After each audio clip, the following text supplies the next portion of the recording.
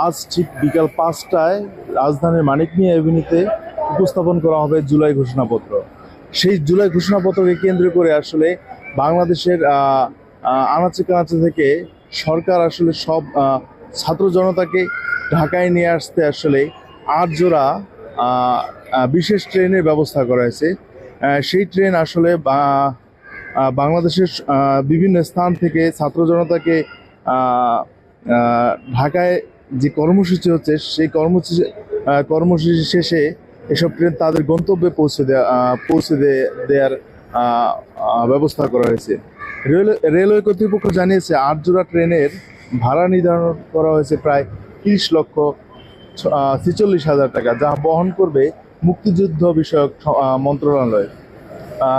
আজ রাজধানীর জাতীয় সংসদের সামনে মানিক মিয়া এভিনিউতে জুলাই ঘোষণাপত্র পাঠ অনুষ্ঠানে অংশ নিতে ছাত্র জনতাকে আনতে ১৬টি ট্রেন ভাড়া করা হয়েছে। এক্ষেত্রে বাংলাদেশ রেলওয়ে কর্তৃপক্ষ বলছে ট্রেনের জন্য ৩০,৪৫,৯৩৯ টাকা ভাড়া। এই ভাড়া আসলে মুক্তিযুদ্ধ বিষয়ক মন্ত্রণালয় বহন করবে।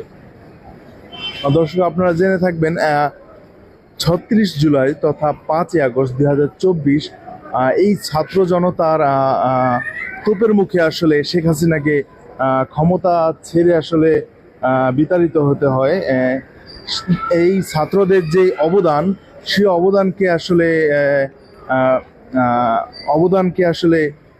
অবদানের কথা মাথায় রেখে আসলে ডক্টর ইউনূস আসলে এই ছাত্র জনতাকে এই জুলাই ঘোষণাপত্র পাঠের অনুষ্ঠানে আসলে ইনক্লুড করার চিন্তা ভাবনা করেছেন।